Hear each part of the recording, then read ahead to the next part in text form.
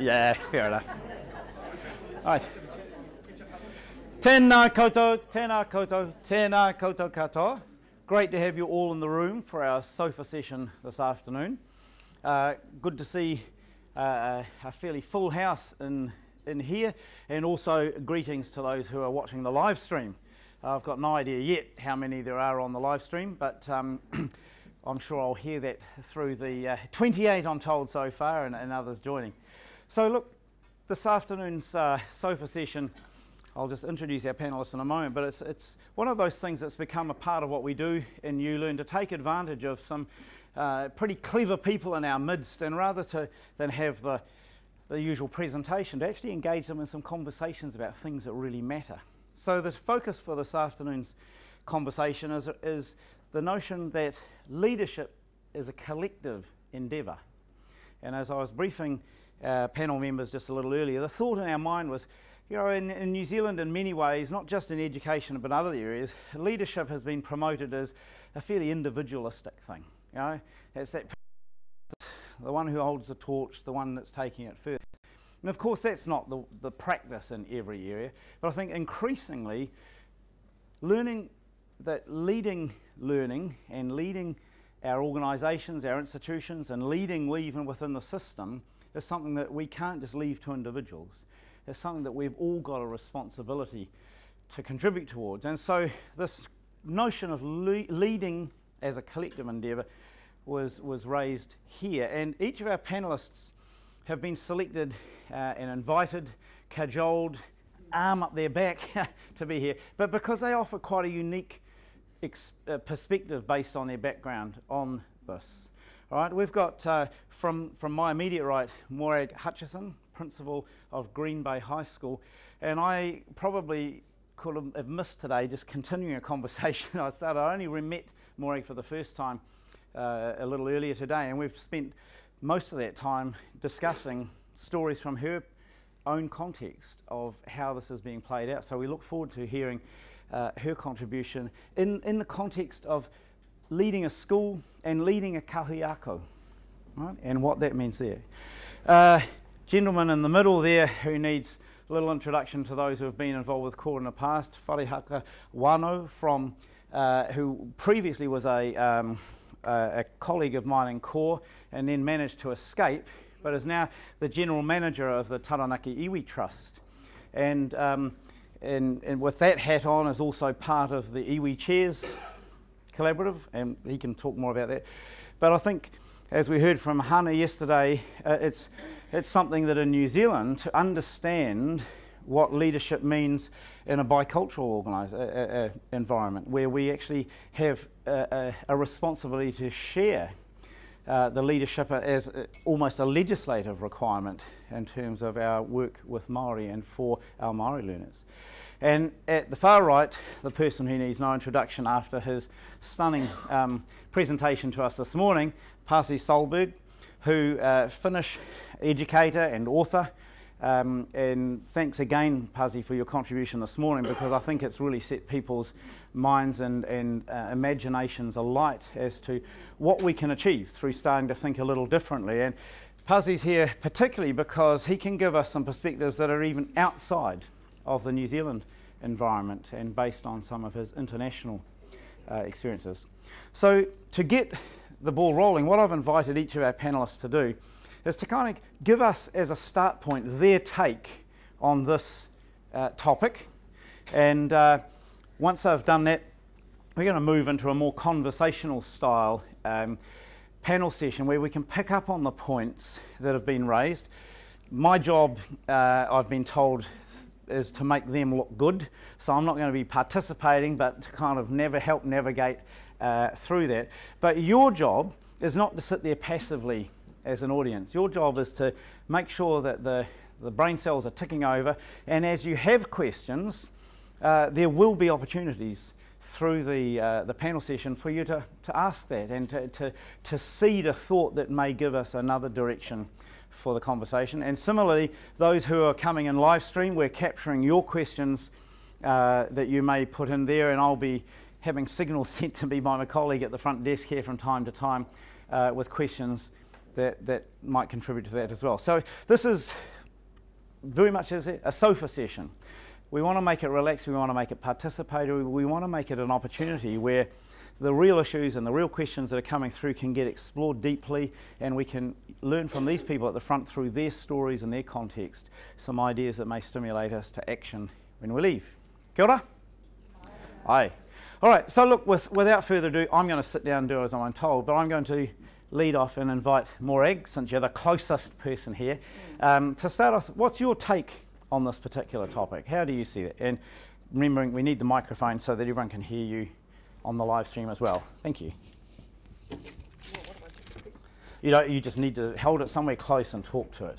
Probably that way out there would be really good. Okay, thank you. I thought I had to unbutton something. Oh. Is this okay? Yeah. Aye. Great.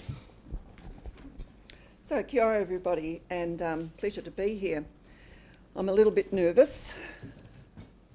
I'm a lot nervous. I haven't done this before, and I suppose I've seen it a little, and I've watched Graham Norton a lot.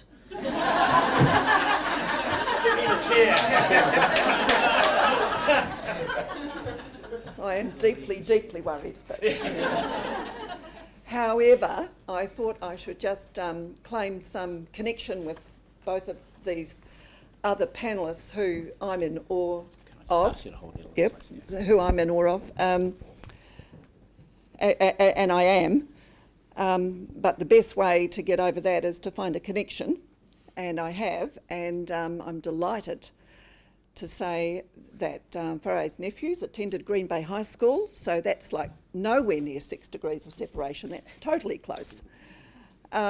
And Pasi, I was looking for something, and delighted to say that I went to University of New South Wales, where Pasi is about to settle.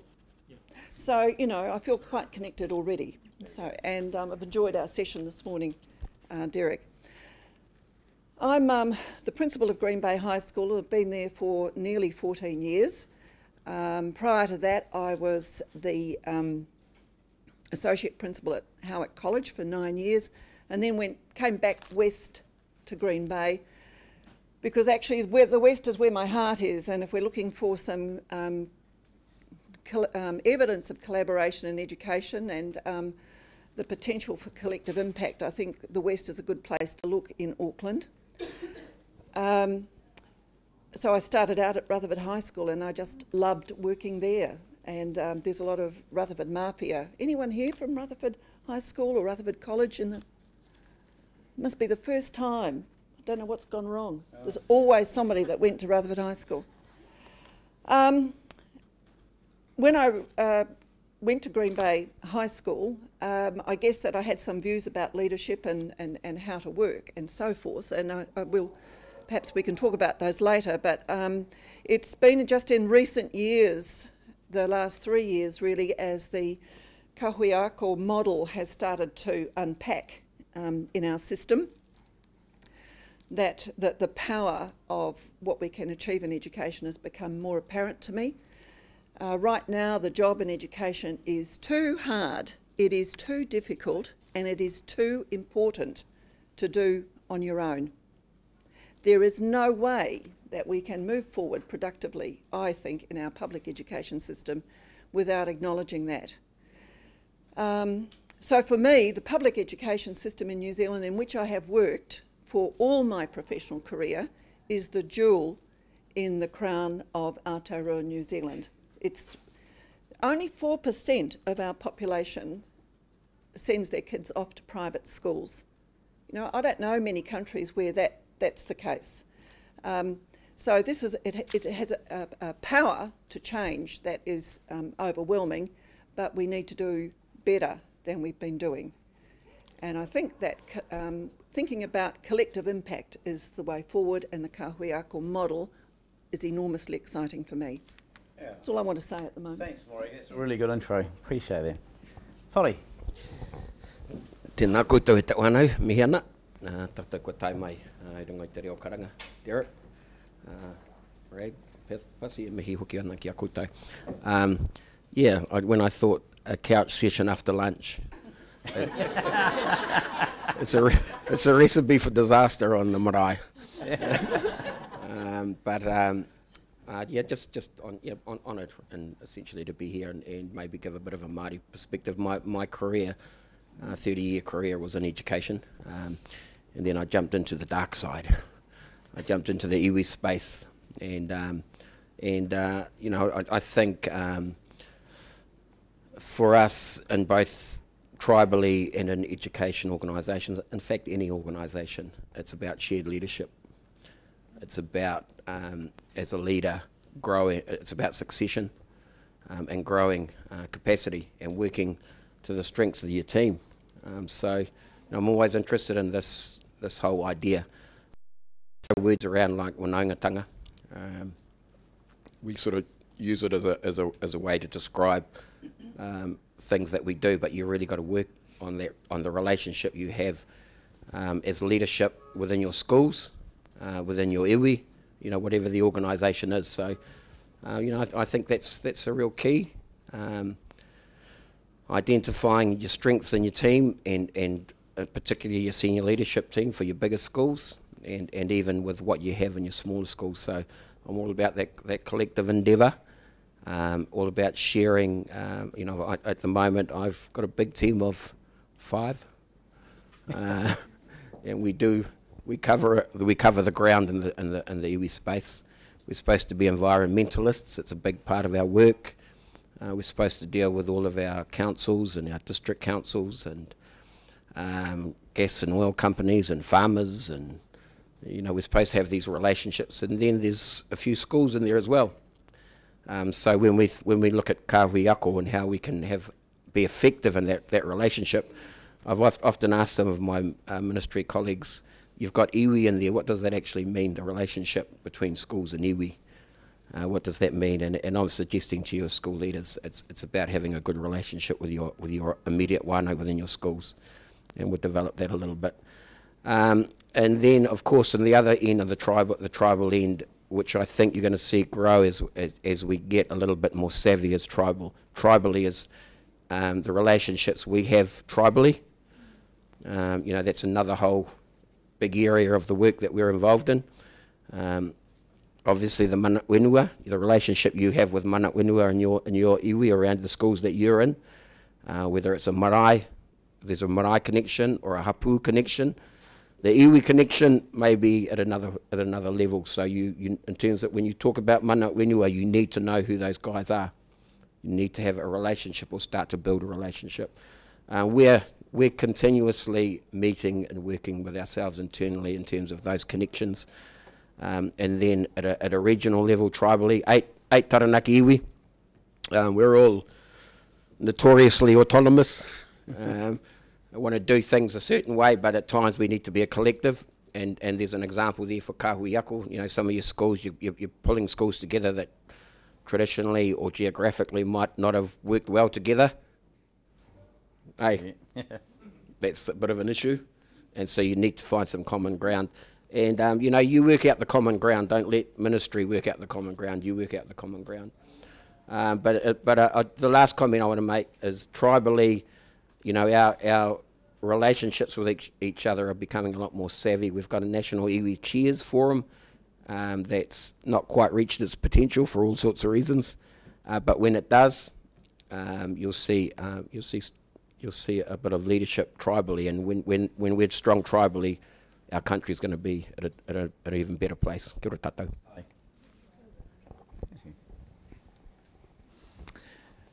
Okay, kia ora. Good afternoon. How are you? Okay. Excellent. You still understand my English?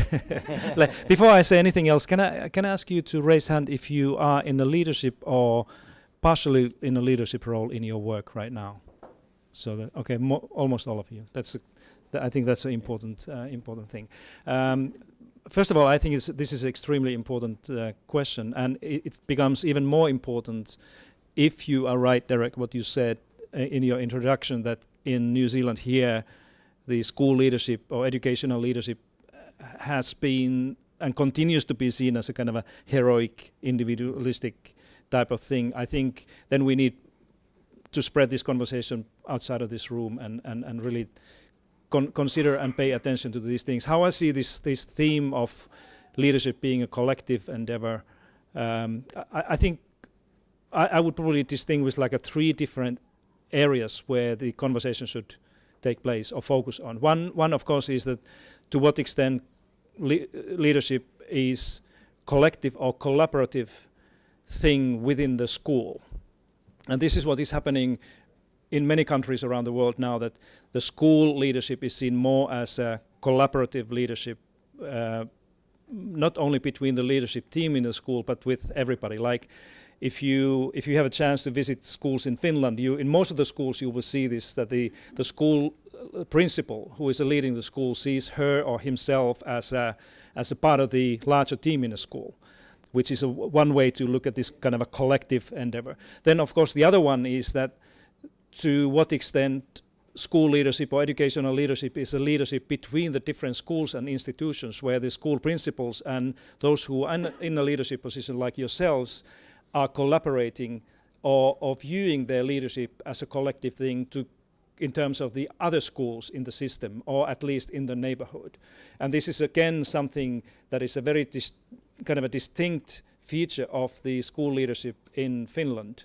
That if you sit down with anybody who is in charge of the school as a principal, you very quickly hear that this person will speak about her or his leadership work as part of the kind of a collective leadership with other schools in the, especially within the district or community or city, or how you call that, but often as a kind of a member of the collective throughout the system. I can speak about that a little bit more if necessary later on. And then I think the third emerging important thing, particularly in these times that we all share, I think here in New Zealand and Australia and Finland and many other countries, is that the well-being or ill-being and health is becoming a real issue, right? Am I correct here? Yeah. Yeah. And it's certainly one of the burning, it's a new issue in our system of education as well.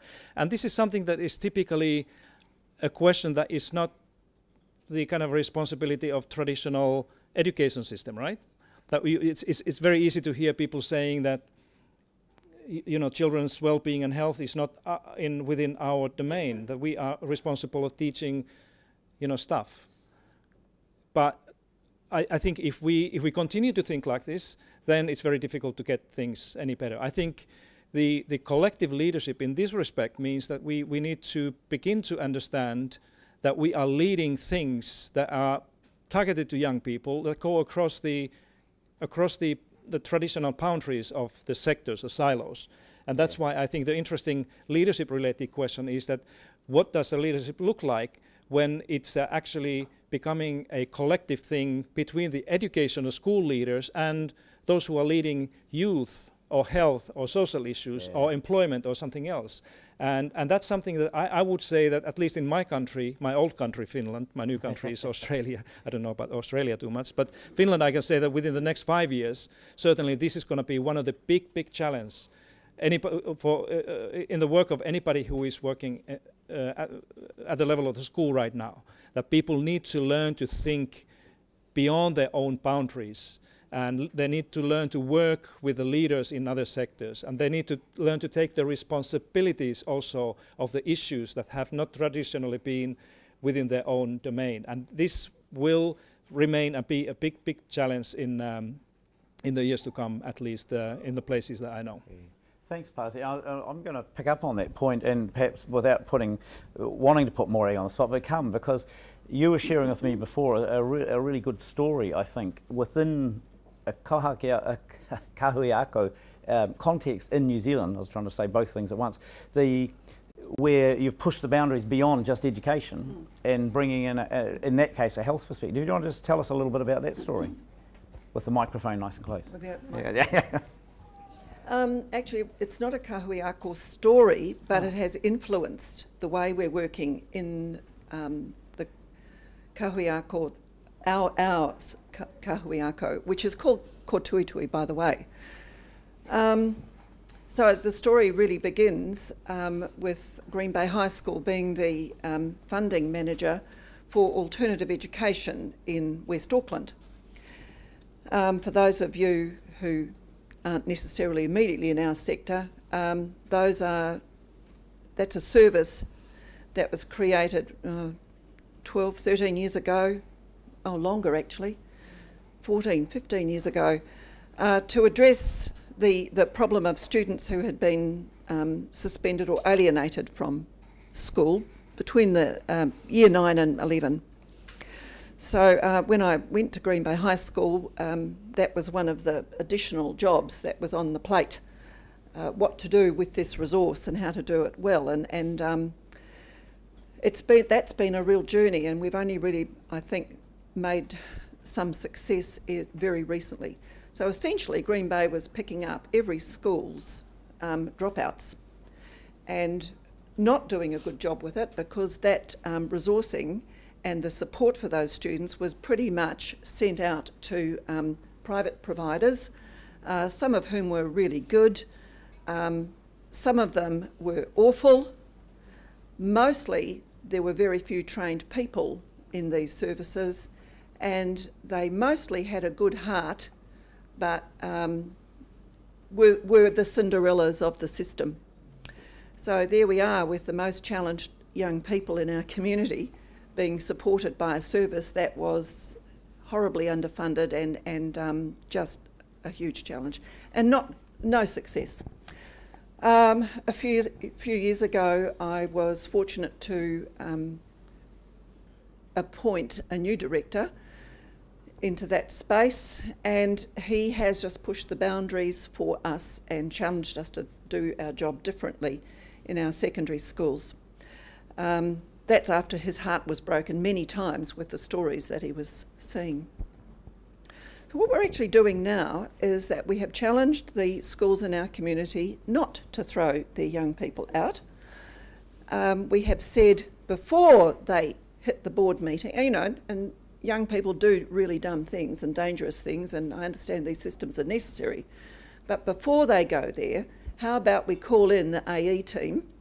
Well, we're not calling them the AE team anymore, they're called the Managed Moves team. And the Managed Moves team has a job of pulling together all of their resources, their connections, their networks in West Auckland, and putting a group of people around this student and coming up with a new plan.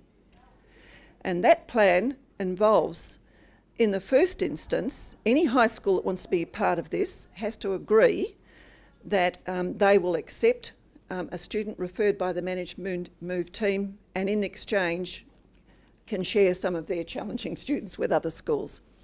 But when they move from the school that they're in to another school, they do so with a big package of support around them, and the deal is this: if Derek is sent off to Kelston Boys High School from Green Bay because of some terrible things that he's done, he can come back to Green Bay High School if he makes a go of it at Kelston, or maybe at Kelston they're so impressed with him they'll keep him. But he goes wrapped around with all sorts of support, and that support comes from the Oranga Tamariki, Youth Justice, the WDHB, Maranoto Mental Health Services. I mean, there's a range of people at the table, and they take responsibility for this and agree to support and pull up the resources that they might have access to that we didn't know existed. Some of them are NGOs, but mostly there's some quite big organisations involved at the table. Most importantly, of course, it's the staff in the schools and that young person's whānau, family, whoever is important to them in their daily lives. And the data on that is that 3 years ago, 10% of these students were not returning to school. 2 years ago, that improved to 53%, and this year, so far, we're up to 75% of these young people are staying in the system. And that's because we stopped fighting each other as schools. You know, I don't want that kid because they're just going to give us some problems. We stopped fighting each other, and we also started talking with other organisations in our community that could help us make a difference. and everyone is delighted because the results, the reward, the community loves what's happening. And on top of all of that, Scott and his team, the director, have pushed some boundaries, done things differently, and bless their cotton socks, there are folk in the ministry that have been quietly turning a blind eye to the fact that we haven't been doing things exactly like it says we're supposed to in our contract, and they've let us experiment and take some risks and make some mistakes, and we're not in trouble yet. In fact, it's quite the opposite. And there are a lot of folk around the education space that are really interested in this model. So that's the power of collective impact. And everybody in that process is a learner. We have learnt so much from each other in that process, and we're the better for it. So I think our leadership in this space is about making sure you appoint the right people, actually. Now, I've suggested to our panel that they're allowed to interrupt or ask questions of each other, and they're all sitting there quite shy and waiting for me to provoke. But I'm interested from either Whare or Pasi in terms of that example there it involves quite a complex set of relationships being formed and developed. It's not the sort of thing that happens overnight. I'm thinking particularly Whare, the area you're in. I know it's early days, but have you got some thoughts that might be useful here because all of us come from areas where engagement with local iwi is a part of what we need to be thinking about, right?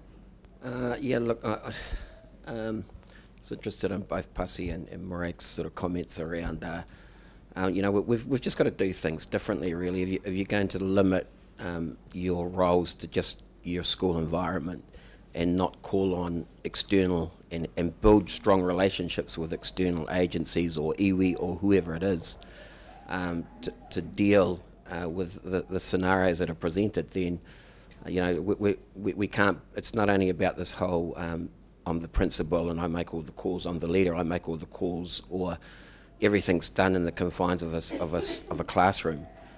We actually have to start to look out. You know, the gathering of data is all good, and you know, iwi want access to that data. Mm-hmm. But how are you using that data? And if it's, you know, depending on the location, if it's a school, I mean, you've heard a good example of how truancy has been an issue, so they've worked as a collective.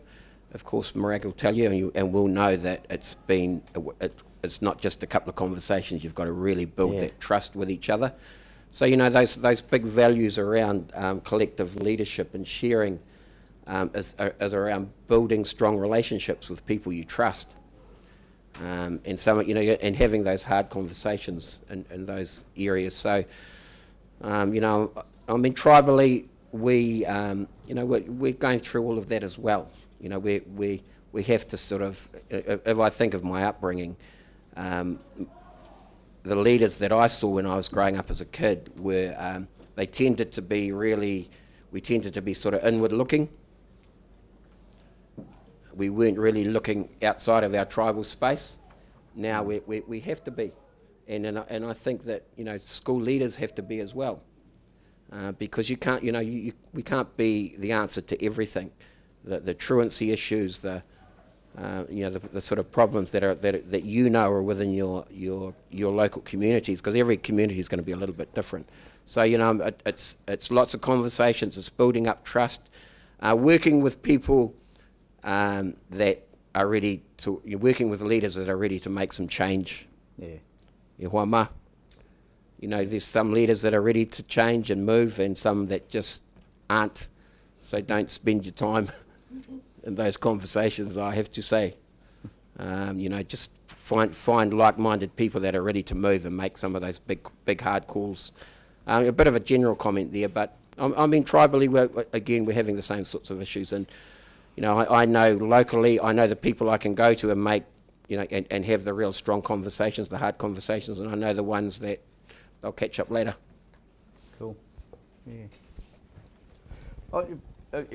you've got a comment to make, Pasi, because I've got a question I want to throw it to you next. You have a question for me? Yeah, well, I was thinking that in relation to that, Morag was talking about how that funding that was coming to her in that instance was she had to break a few rules and bend it. I'm part of what stimulated a thought in my mind that you might have a thought on is, what are some of the system level things that we need to be addressing, you know, the policies and that would actually make that easier? Yeah, okay, great question. Let me ask you another question now, everybody, since you're in a leadership thing, this is an easy question. Raise your hand if you have honestly, if you have a feeling that you already have too much on your plate in terms of work, daily work in school. Many of you. You know, if this was in Finland, everybody would raise all the principals would raise their hand. If this was in Australia, most of them would put their hand up and say that, listen, I have already too many things to do every week. Our principals in Finland, they have probably on average about 55 hours a week they spend on work. And if if we were back home now and proposing school principals in Finland that you have to do something more, and collaborative work, you know, leading collaboratively means it doesn't mean to work less. It means to work more, meet more people, and find time to meetings and those things. Collaboration takes time. It's not something that you can do in 5 minutes during the day, and that's why I think, you know, this policy-related thing. And we have some people from the Ministry of Education here. I think is extremely important, and I know already that your ministry, current ministry, is paying attention to the workload of the principals and leaders. But I think it's absolutely critical that before we can expect that anything will change in your schools or mine, ours back home, in this respect. In other words, that the school leaders and principals would do more kind of a collective and collaborative work. Something has to come out of their daily workloads. This is simple like this. And if we are not able to solve this problem, I'm afraid that we cannot really expect too many new things, even if everybody signs in and say that, yeah, it's important to collaborate, it's important to see leadership as a kind of a collective thing, but I cannot do it because there's so many things that we need to do. So I think that this is partly, of course, a question for all of us.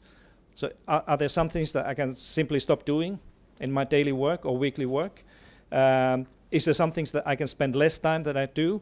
But it's also partly a policy-related thing. Yeah. You know, how do we? And money doesn't help here too much. It's more about, you know, rethinking the leadership and all those responsibilities and bureaucracy that both teachers and principals throughout the world are now spending much more time than before. So how can we kind of rewrite the policies in a way that would not ask school principals and teachers to do more things, spend more time on these things, but, you know, release time from them to really focus on the high quality collaboration. And I think that there are few things that are worse than low quality collaboration if you don't do it properly. It just will kill everything. Eventually it will kill the whole idea of collaboration. People will just walk out of those experiences and say that we tried collaboration, it's not a good thing. Yeah. So that's why I think this is absolutely critical question. And let me underline it once again. It's partly a question to the ministry officials and policymakers to think about, you know, how to ease the workload of the school principals. But it's not only the policy thing. It's also something that we leaders have to figure out, you know, what to do and how to do things. I've seen wonderful principals here in Auckland and New Zealand when I was here last time. Many of them in New Zealand and many of them in my own country, Finland, who just find their own way. You know, there are principals who say that I simply ignore many of the regulations or directives. I just don't do them. Okay? And I do things that matter for my teachers and children in my school. And if somebody ever comes to ask me that, why didn't you do this? I said, I forgot.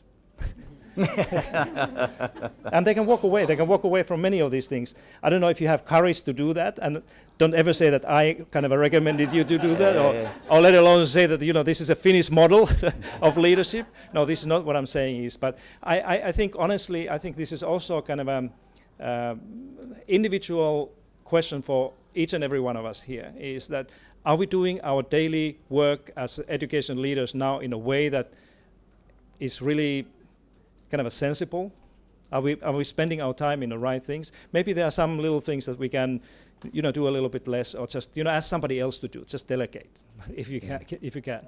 So just to make sure that we are not pointing our fingers only to one direction. I think again, this is a kind of a collective thing to figure out what to do. I think thanks, Pasi, because I think your response illustrates beautifully there the fact that if we're talking about collective leadership, we've got to stop ourselves thinking in the old hierarchical model. In fact, your response reminded me, we had Michael Fullen speaking at this conference 2 or 3 years ago, and I remember his advice as we were talking about the introduction of kahuiako and so forth, and everyone was feeling like they were being constrained and all this, and he said, look, at the end of the day, our job as education leaders isn't to implement government policy, it's to exploit it.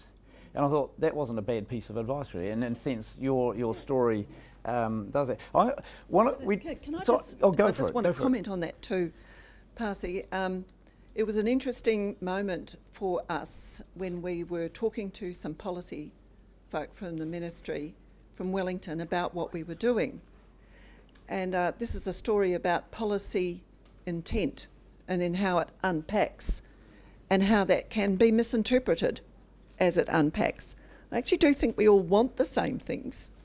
But as these policy folk were talking to us about the project I've outlined, was not a project, it's now how we do business in West Auckland, but we're describing it and both of us are cringing, thinking we better reveal what we're doing. And they turned to us and said, but you should be doing that, that's what we would want you to do. There's the resource, we know what outcome, what the policy intended, and you're getting to that outcome. And I was surprised, and I shouldn't have been. We're a small country, we all know each other, the ministry's not a mystery, thousands of miles away, I mean, it's next door.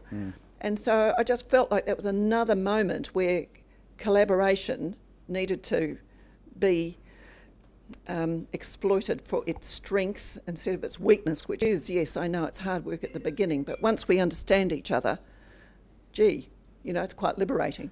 I thought there was the minister calling in there. It's probably, I was going to just invite, because I was just checking, we were to have a microphone that was able to go around the tables. Did that make it in here somewhere? It's that one. Oh, I see. So it's just really to say we don't want to leave you out as an audience. If this is provoking some thinking for you, and I'm just pausing now, if anyone would like to make a comment or ask a question to keep us going down this track, particularly taking on board what Pasi just said, there's shared responsibility. Right up the back there, just wait until the mic gets to you so that our live stream people can see us and hear us, please. Kia ora tātou te whānau. Kia ora panel, kia ora Derek. So at dinner last night, our group of teachers, we were talking about all the tough stuff that teachers face in their schools with regards to behaviour. What I've just heard there is attached to a vehicle called kahuiako. I'll expand on that. Yeah, because the question I had was if that's the vehicle that supports that initiative, what a brilliant initiative for those that are in a kahuiako. A lot of schools are not in kahuiako, and there's limitations I've learned on schools that sit outside the kahuiako. So you've got the funding there that supports it. You've got the great working collaboration between the schools. You've got the ability to make decisions to appoint a director to work on that multi-agency response. You're able to achieve that because of kahuiako, and that's a success story of kahuiako, but not so much for the schools that are not part of kahuiako. So if I'd like to expand Can we get the mic back to you? Yeah. That's good. I won't take too long on this one, but this is actually only for the secondary schools in West Auckland, because the funding was aimed at year 9 to 11 students. It's been so successful though that as our kahuiako have matured and seen the opportunities of working collaboratively for collective impact, we've been so excited about this that in our own kahuiako called Ko Tui Tui, which is 12 schools, 1 high school, 2 intermediates, the rest are primary, and we also have a special education school in our kohiako. We were so impressed with what's been happening at the secondary level that we thought we should be doing this within a kahuiako. And so we're moving that model now down into, just within our Kōtuitui group, into the 7 and 8s. Mm-hmm. There's no funding for that. We're just pinching a little bit out of the secondary funding. Exploiting. We're exploiting the policy, and we're playing around with that with the intermediate school students, some of whom we already know how challenged they are. We know when they're going to come to high school that if we don't know about them and we're not already working with them, it'll take us a term to sort it all out, if we can, and maybe longer, and it's just too late. So, yeah, we're just playing with that idea, and we've sought and are getting some philanthropic funding to make that work even further. So, this is again part of the sense of what we're doing in West Auckland, is that philanthropic funders are now saying, oh, that sounds interesting, we'd like to support you in that, and if it looks sustainable, then that's a great model to pass on to others. Cool. Yeah, kia ora. Look, you know, when we talk about just the collective leadership stuff, I mean, kahuiako is out there at the moment, and it's what I liked when kahuiako first came, of the communities of learning first came on, was around getting just schools to work together and leadership to work together and find some common ground. You know, it's got caught up in all of the, you know, who's got the funding and who hasn't and all of that sort of stuff, but the real focus on all of us should be finding common ground with schools that are located in your area, and whether it's kahuiako or whatever, because you know, that's just our realities, and you know, we got to think a bit more clever. I mean, we were tribally, or as Māori educationists, we were interested in kahuiako because there was a real push around Māori student achievement and supporting that stuff, and it's, you know, it's still an important thing, but we can't just rely on that particular kahuiako as the only way to deal with that big issue or some of those big goals. So the point I'm trying to make is we've just got to find common ground. You know, certainly at home we've got a couple of kahuiako happening, and we're trying to support it from a iwi end. But for some of those kahuiako, it's geographical, and they need, you know, some of our tougher towns, and I'm talking, I'm not sure if any of my Waitara whānau are in town. As you know, Waitara in Taranaki, it's produced a lot of good league players. It's a real, you know, considered a pretty tough community, but you know, they're starting to work together, and it's not just because of kahuiako. They're just realising the need, that there needs to be good conversations from early childhood right through. That's pretty obvious, isn't it? Yeah. And we haven't been having conversations at a leadership end because we get caught up in our own silliness sometimes, and not trying to do what's best for our schools. So, you know, it's really important, because you know, that town in Mairoa has got to, you know, I've got to unlock ways of dealing with some of the real tough stuff in that community. So, you know, you play such an important part in that. You know, let's be pragmatic around leadership. You know, I see way too many of our leadership, not only principals but also in my tribal end, that deliver really awesome reports. They spend a lot of time, really spend a lot of money on really nice annual reports, and way too much time. Our leaders, you guys as leaders, got to be pragmatic and deal with the real stuff, the real issues, and have the real conversations. Yes, do the compliance stuff. We want you to hit the health and safety in your budgets and all that too. I see a hand waving, so but shush. But you know, be pragmatic in your leadership. E hoa ma. It's your turn. Yeah, so a question over there, if we can take the mic there, please. Just quick. Yeah. So I think you hit the nail on the head. I was thinking, like, the difference between leadership and management. Leadership is actually about disrupting the status quo. So you disrupt the status quo using the funds you want. You're looking for a leader to lead a tribe, not a manager to produce the reports. And you said a leader will say, oh, I forgot about that because I've got more important things to do.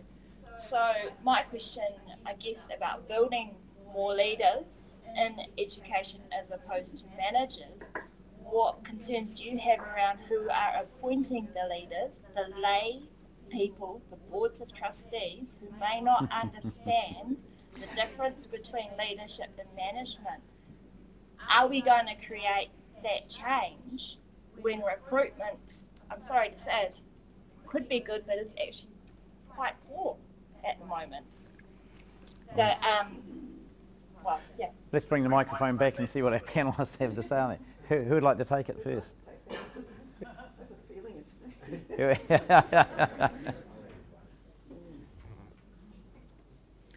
I can only talk about schools, and then I'll hand over to you. Really important points, actually. I think that's why it's wise that we're doing a review of tomorrow's schools, because it's been an interesting model and at times really exciting, and it's generated a lot of change and some opportunity and autonomy and liberated us from all sorts of things. But at the same time, it has also cemented some really damaging practice that at best has been inefficient, maybe. At worst, it's really hurt young people and communities. So it's definitely time for a good look at that, and if that means that we have to look at a different model of governance, then we need to be open to talking about that and being honest about it. And it's unrealistic to expect people who don't have the skills, the energy, the time and the resource to accept that level of responsibility, because when it fails, it's really damaging for those who have put their names forward for it, and of course all those who are at the receiving end of poor governance. In truth, my observation is that high-functioning schools have high-functioning leadership teams as opposed to boards, or that a high-functioning board is one that understands that and knows the difference between governance and management. And of course, principals sit on that weird space of being on a board and leading the managers as well.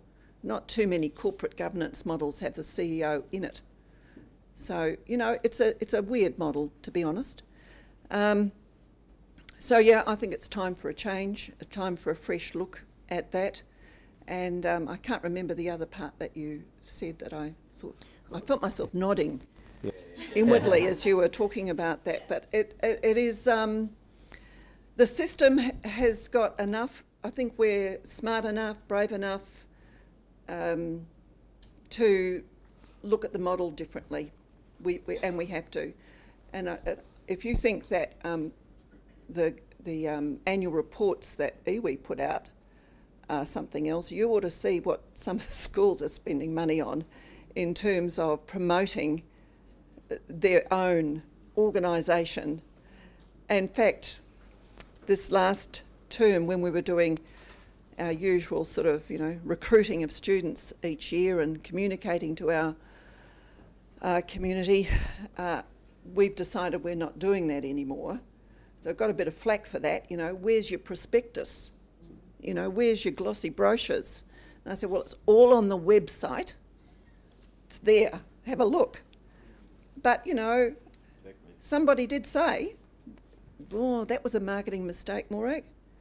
But that was bucket loads of money we could spend somewhere else. And I don't think it was a mistake at all, actually.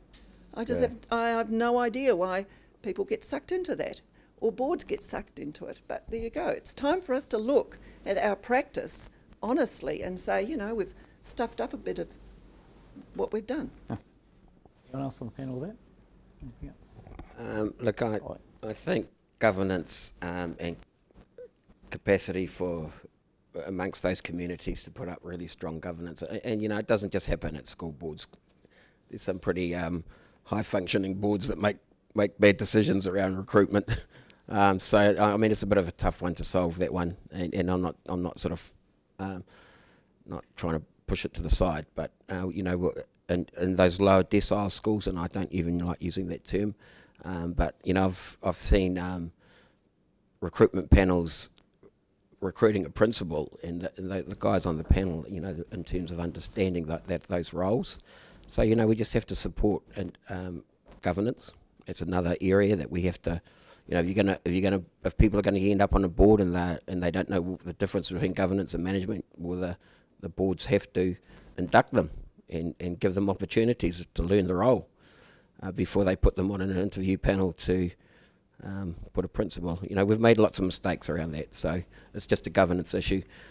Just to get back into that leadership stuff. It's, you know, I think we should be. I'm interested in your thinking and what's happening out in schools around the shared leadership. You know, how we supporting succession in our schools, so that when a person or a leader leaves, you know, everything's not leaving with them. So I'm interested. What's happening out there, guys? So there's an opportunity for a response in a second, but I'm just interested, Pasi, before we get a response to Whare's question there, to follow the flow of that and the international experience about the appointment of leaders in school systems, and whether you've got some thoughts or observations about what we do to identify leadership, and both from the appointment process but also in terms of the support that's given afterwards. Yeah, it's a good question. You know, my understanding global internationally is that these practices vary from place to place so much that it's very hard to say anything. You know, they range from political appointments to really kind of a thorough professional recruitment of principals. I think one thing that I can say from our own thing back in Finland is that we have a very kind of a peculiar way of putting the requirements for anybody who wants to be a school principal, and together with on the top of the kind of usual things like you need to have experience and good character and reputation and track record as an educator, but we also require that the principal has to be qualified to teach in a school that she or he is leading, which is, I don't know if you have that one here, but it's a very kind of a special way to look at the principalship in general. And if you ask why is this so, why is somebody who is experienced teacher in a high school, for example, or secondary school, could not be a primary school or preschool principal, the answer back home is that we assume that the school principal has to be able to have a kind of a professional conversation with anybody in the school about the pedagogy and what's going on there. And if you're not experienced to teach in a primary school, like me, I was a math teacher for many years in a middle school and secondary school.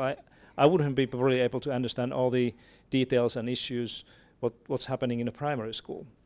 And that's the kind of a thing again that gets back to this collaboration thing through communication and conversation with people. But this is a very kind of a rare thing that we have, and I think the practices really range from very relaxed and not well defined to very professional one. Sorry, I cannot say anything more than this. Thanks, Pasi. I'm just wondering whether there's a response. Oh, someone hand up there just to what Whare was asking, or additional question? Separate? Well, send it out. Take the mic. It's all very interesting, thank you. Two comments, if you don't mind. The first, a little flippant, but leadership for me is about relationships, which is in part about noticing and appreciating. So can I take a moment to notice and appreciate your very fine shoes, sir? Yeah. There you go. Oh, now, oh. Secondly, just following on, just making connections, because, you know, this is what I like to do when I come to things like this. Coalition government via MMP is an example of, you know, collaborative and distributed leadership that brings some conflict, and you know that's always in the news when that arises, but it brings a capacity for a broader scope of talent, experience, skills, wisdom, and philosophical approach. And I felt that Tracy Martin, who without coalition government, you know, would not be in government, presented and spoke very well. She has a passion, she has that knowledge and experience, and because of that collaborative government that we have via MMP, she is able to play a very important role and a very influential role in where we are going with education, and that fills me with hope. And I guess it's then incumbent upon us as leaders within our schools to model that same practice, because New Zealanders are still getting their head around this idea of, you know, who's in charge, and it's a Labour-led government or, you know, whatever, and instead, no, we all have our own responsibility, and that, you know, together we do achieve so much more, we do go so much further. And the message finally in all of that I just absolutely adore in what you said this morning, and that I've seen so much lately, is trust. It comes back to trust. Find the best people, spend all your time as leaders on finding the best people, and then empower them, set them up, and trust them, which is what Finland and the Finnish system does. It's what you've done, and look what happens. Thank you. Kia ora. I'm going to use that as a segue to a question then, because our panellists have all got quite rich and deep experience to be able to offer here, I feel, in terms of people out here. So my question to any of you who want to pick it up on the panel really is, as advice to the people who are sitting here listening virtually and in present, what we've heard trust offered as one key thing, but what would be some of the key elements that you would be bringing to bear in building a collaborative team inside your organisation, whether that be the local school or the kahui aka? What would be the critical actions, characteristics, attributes? I'm deliberately trying to make it wide there to get that team of leaders operating well. First person to pick up the mic and just go for it. It's deep.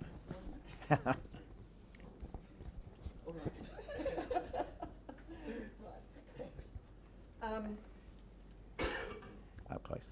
Honestly, a clear purpose is so important. And one of the challenges in the kahui ako model, but definitely not insurmountable, is finding that clear purpose.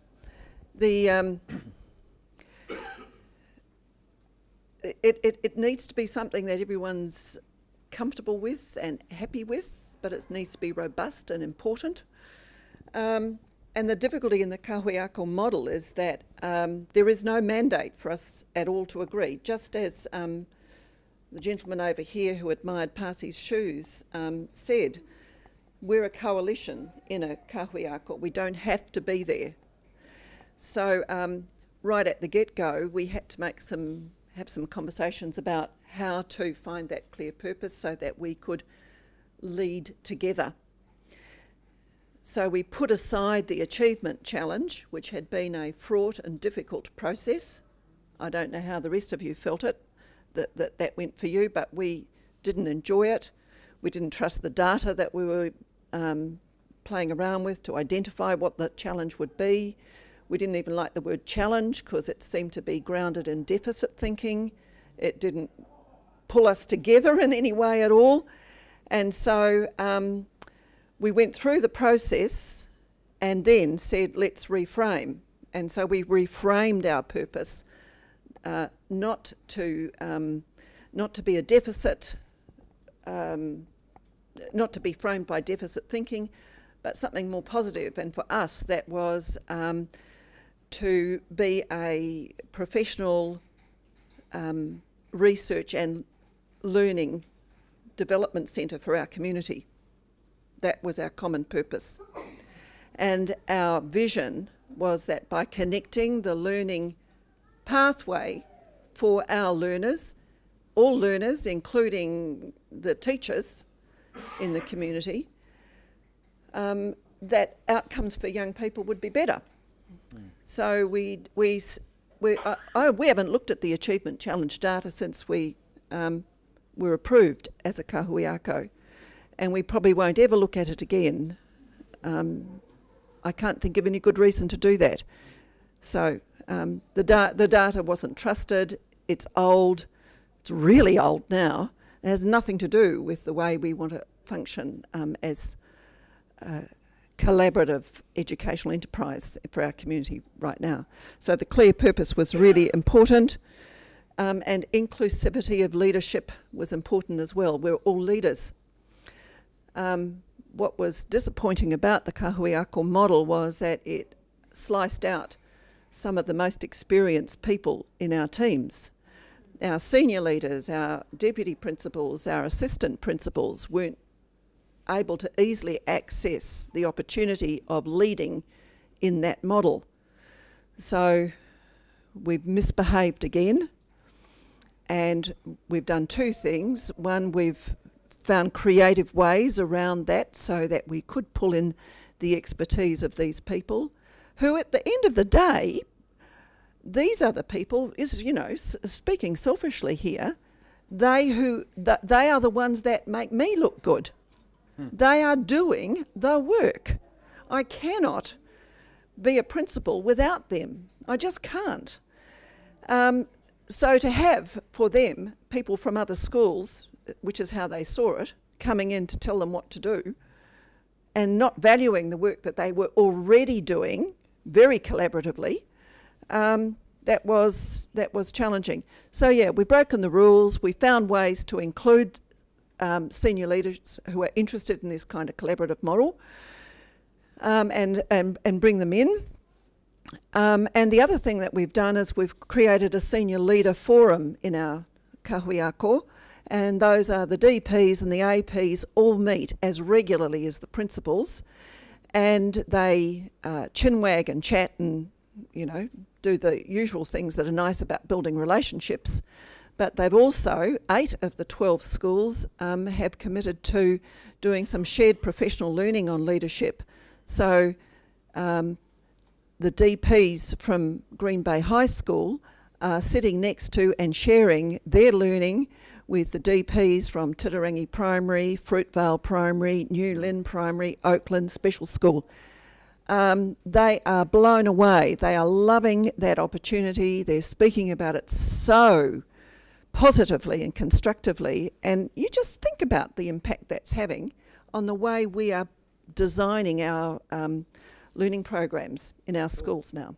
Do you want to pass down to Pasi? I think he was waiting for the next one. Yeah. In addition to what has been said about the shared purpose and trust and having time to build collaborative teams, I think from my experience it's very important to firstly understand that the school has a culture, and often as a kind of a visible part of the culture is the element of competition there. And if this is the case, and it's a kind of a natural thing, and if this is the case, then I think what the leadership needs to pay attention to and try to do is to remove the unhealthy elements of this competition away from the culture of the school, and because that will give room to collaboration. It's very clear that if you have, the more competition you have as part of the culture of the school, more difficult it will get to have a kind of a real collaboration there. A very powerful way to build that collaborative or cooperative culture in your school is to start from the classrooms, build a kind of a cooperative learning culture in the classroom level, and then let that grow and spread to the entire community. However, I think it's important to keep in mind that the competition is not necessarily a bad thing. In my own language, I use terms healthy competition and unhealthy competition. Healthy competition, of course, is something where the two schools, for example, or many schools, more schools, are trying to find more creative ways to do something when they kind of strive or compete, see who can get the kind of a craziest idea or solution to certain things, that it can be very healthy and productive for all of them. Then unhealthy competition is something that comes with the kind of a punishments, or that somebody feels like losing. Let me give you an example from Finland. What is the unhealthy competition? What does it look like? There were two guys who went for hiking in the northern part of the country in Finland, where there are a lot of bears and wild animals. So they were hiking with all their gears on, and then they came to the area where there was a big sign saying that you are entering, be careful because you are entering the zone of bears.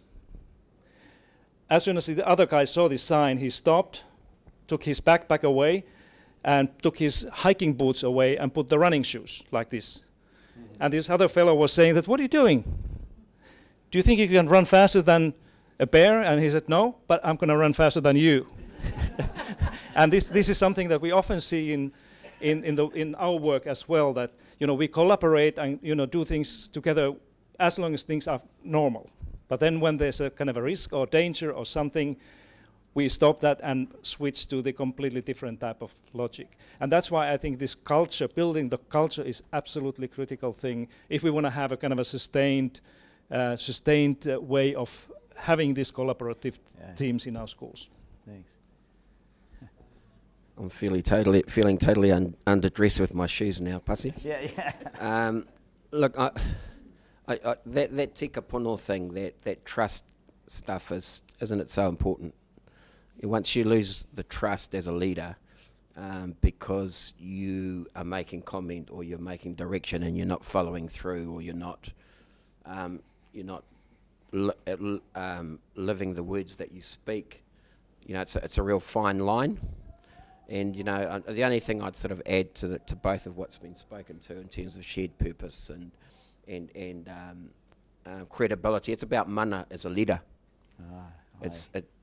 Mana, you can define that in lots of ways, but once you lose that credibility, and look at your role models that are close, the leadership that works, the organisations that you go into, that you can feel the good shared leadership.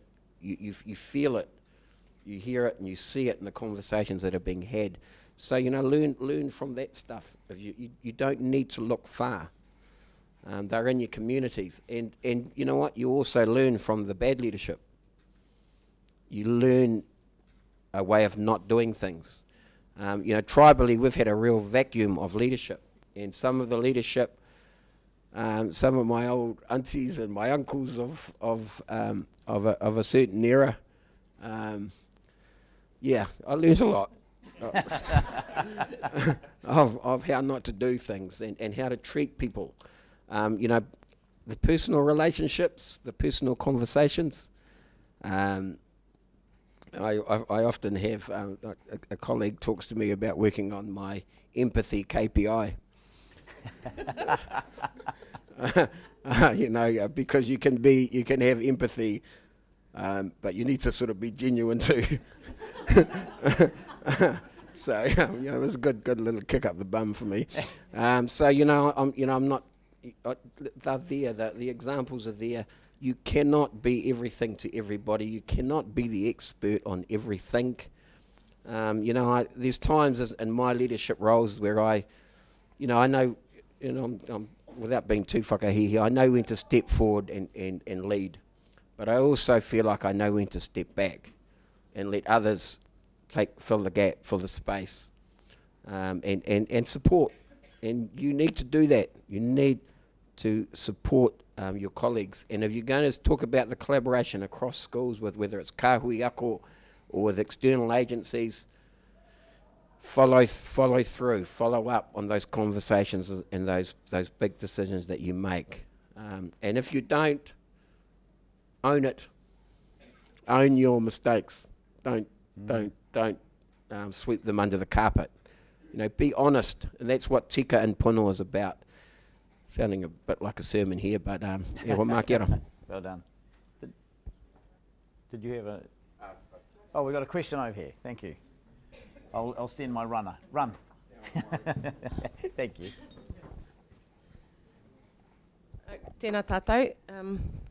So we know that for Māori there needs to be a change in systems, and I'm really interested to get the whakaaro of you all around what you think that our priorities should be to unlock the potential of Māori and to raise our position and influence across the education sector and the employment sector.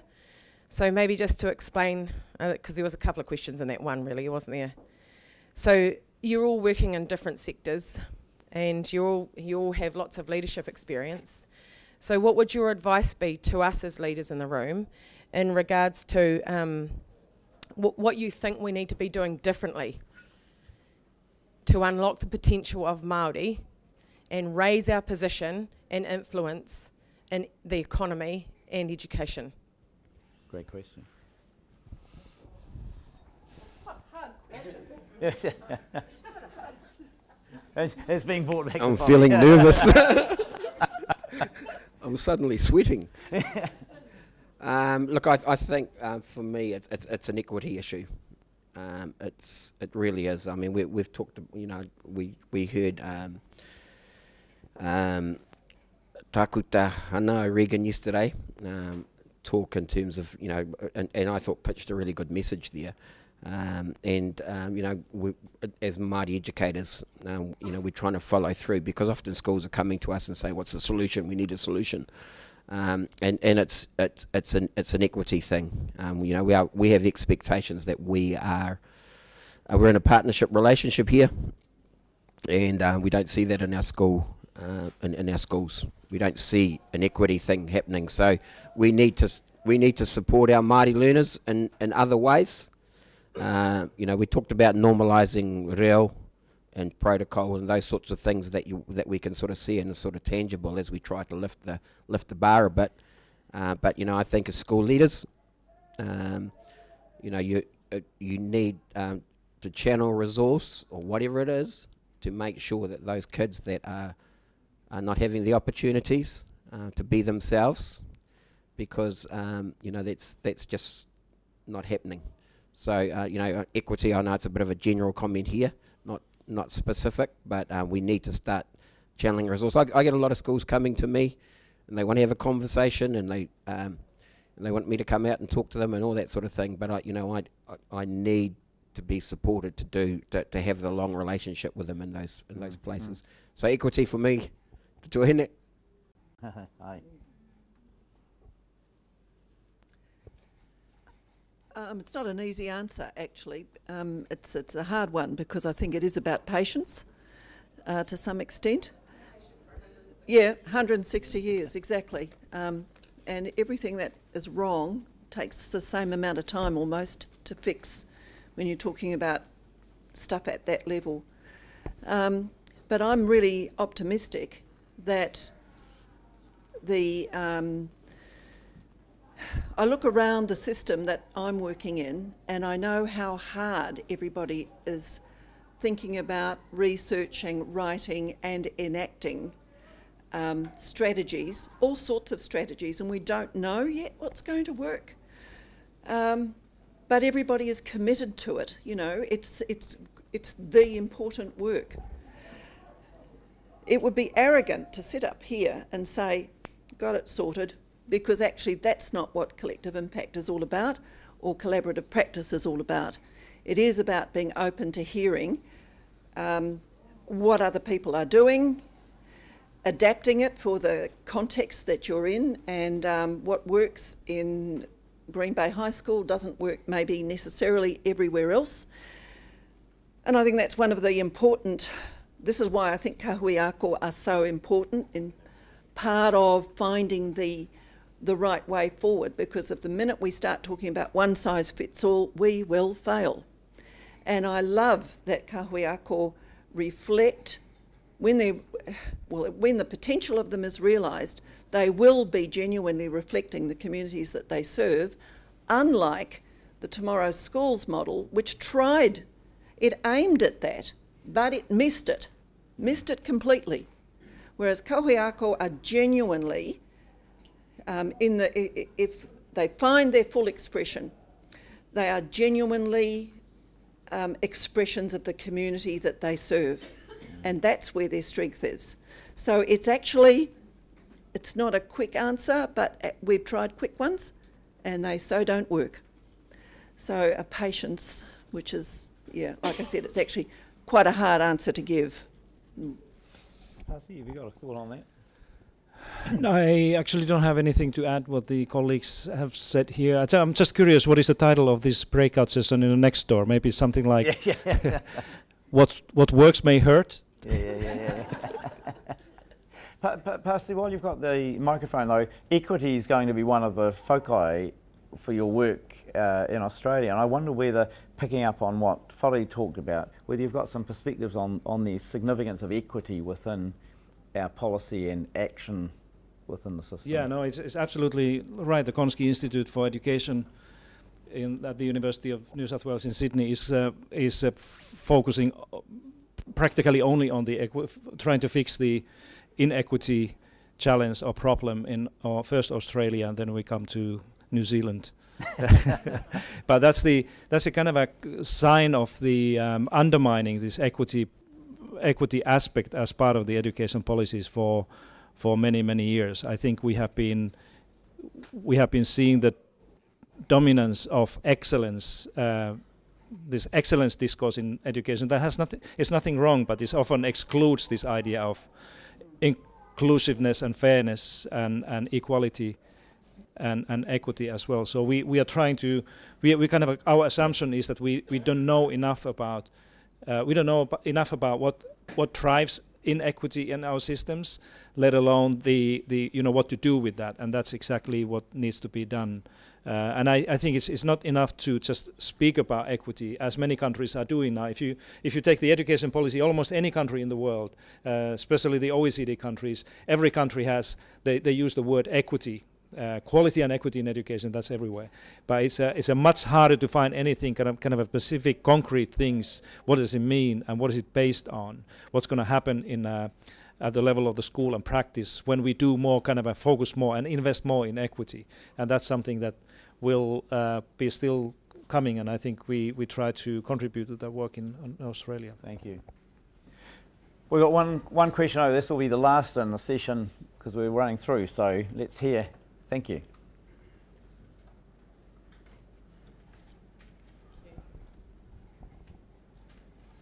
So just, I guess, leading on from what you said about equity, we're all here because we care very deeply about the tamariki of this country, and we're all here to move forward and make great changes and make a really positive space for our next generation. Thinking back 10 years ago to a ULearn that I went to, it was very much, when I was working at a low decile school, very much about addressing inequality and providing equal access to technology. And what I've seen over the last 10 years is a steady progression where digital technologies have been integrated more and more into secondary, absolutely, intermediate, primary, and also a little bit of ECE. And I guess my question is, it's a massive investment, it's time, money, and my question is, how can we harness the knowledge and the experience in this room to evaluate what we're doing, to make sure that we're getting it right, that we're looking at not just what we do at school, in those 6 hours we're there with the kids, but also around that, like Pasi said, going further, connecting further, what are the health implications? And looking at the research, there's a swing where, from what I've read, and correct me if I'm wrong, that the lower decile communities that are struggling socioeconomically, perhaps they're the ones now that are having more issues with around health, around screen use, around addiction, around depression, anxiety, through social media. And I just think that's a huge concern, and I haven't heard anyone directly address it, but I have heard from every single person I talk to, they say, yeah, it is a concern, it is a worry. And I think as educators, we're always looking at the learning. What are we going to do for learning? But like you say, it's holistic, and we really have to consider the health as well. So I just wanted to put that question to you. How can we harness this group and the rest of the country and get a platform and review what we're doing and share what's working, who's doing it well, and what we can take from that context and apply it to our own? Thank you. We'll wait for the mic. While it's coming back, I would point out there is one way that you could do that through the Ed Talk space, which is part of what's happening here, and the Ed Space, where there are the Ed Talks and other things going. Ed Space. If you want to talk to Tessa down here about that, the communication from today and all the notes and things are appearing in there, as they are for many of the other workshops. So being registered on that's at least one way you can remain connected and have an opportunity to input. But the microphone's back, and there's the question: how can we harness the technology and the kind of collective wisdom that's been mounting up here for positive impact? Sort of a good place to finish as a comment from you all. Yeah, let me just say something briefly, because you are touching upon a very important and a new emerging issue in many schools and most of the countries that I know. That is the very rapidly declining health, particularly mental health of young people in our schools. That if you ask me what is behind these declining or stagnated PISA results or any academic learning results, it's much to do with the fact that all the kids are spending now. I don't know what is it here, but in Finland it's normal that the teenagers spend 8-9 hours every day with the screens, and they sleep less. The average sleep time now in probably here and Australia and Finland is about 7.5 hours, when the teenagers should be sleeping at least 10 hours, which is of course affecting all of those things. But this is something that we don't have time to do any reviews or any research or studies. The young people are dying, they're killing themselves. And this is not the same issue that we have had until now, that the kids don't learn to read or they don't learn mathematics. For those things we can do studies and review and have meetings and committees to think about. But this issue that we have now in many of our schools cannot wait. We have to do something right now. And this is the challenge for the leadership. What are you going to do with this? Because you cannot wait that the Ministry of Education will solve this issue, because they cannot do that. This is something that we have to do as leaders, as teachers and parents for our children.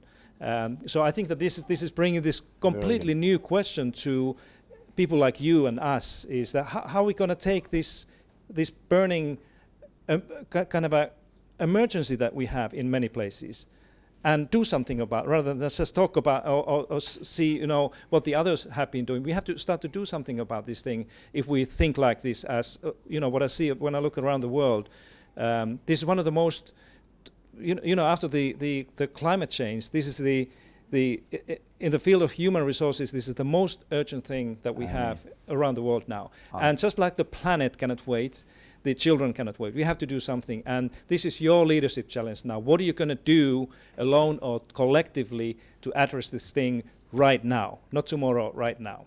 Aye. Yeah, what a big question to finish on. A big comment, really. I mean, we're challenged in our tribal community around the gap that's just getting wider and wider between the haves and have-nots, and even within Māoridom, there's the middle class that we're, by some of my own relations, I'm considered that flash guy. So we're trying to deal with that in a tribal sense. I'm communities at home that that going into those, sending some of our people into the pea houses and the tini houses and all that stuff that you guys end up dealing with, the tamariki of those families and those experiences, we just I sort of was a bit blasé probably when I made a comment around equity, because that the resource needs to be channeled effectively, so that we can deal with some of those issues. And they're probably in a way out of our hands, but we're certainly trying to respond to some of those challenges in a tribal sense, and we need to as school leaders and school communities. It's a tough thing to go into a really tough environment, into a home where kids are unsafe, and sometimes we just have to we have to respond to that, and it's a little bit on your feet leadership at the time, and that's one way to respond. But on the bigger, in terms of what Pasi's saying, we need to advocate that resource. Is the decile system working?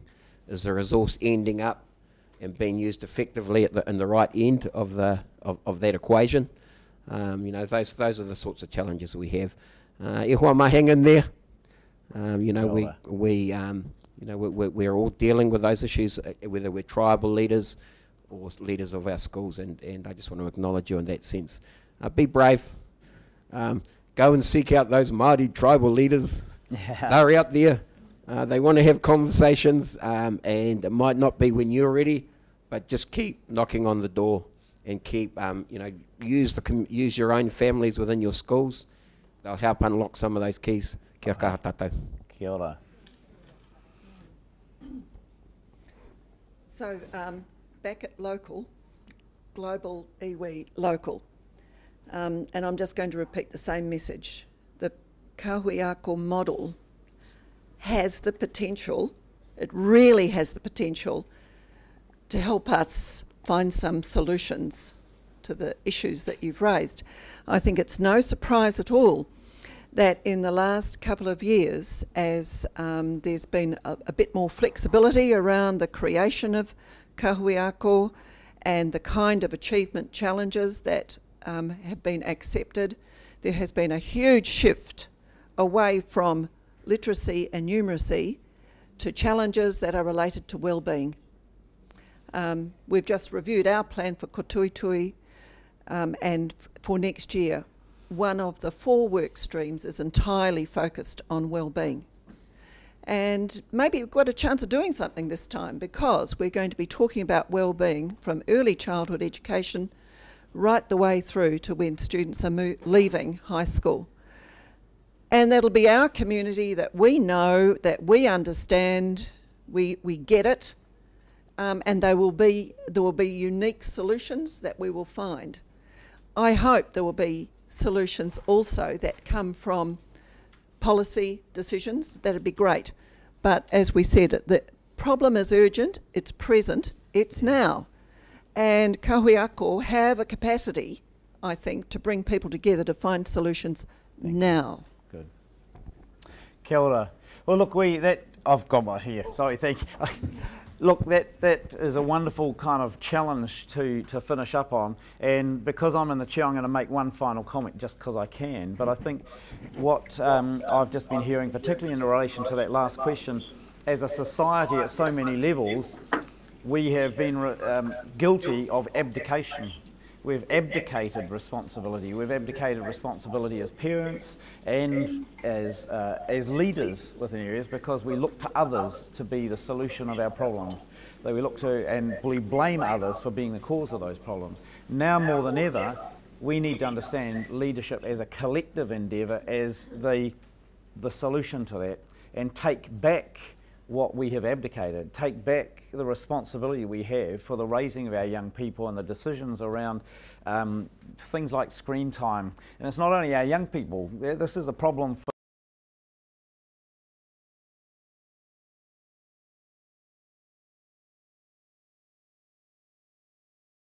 rounded things off quite nicely and brought with that really impassioned kind of view from each of the panelists. So with that, I want you to join with me in thanking Maureen and Chloe and Pasi for being part of the show.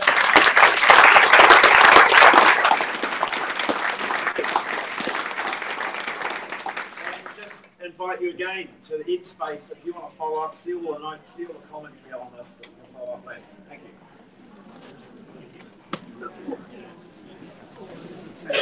you.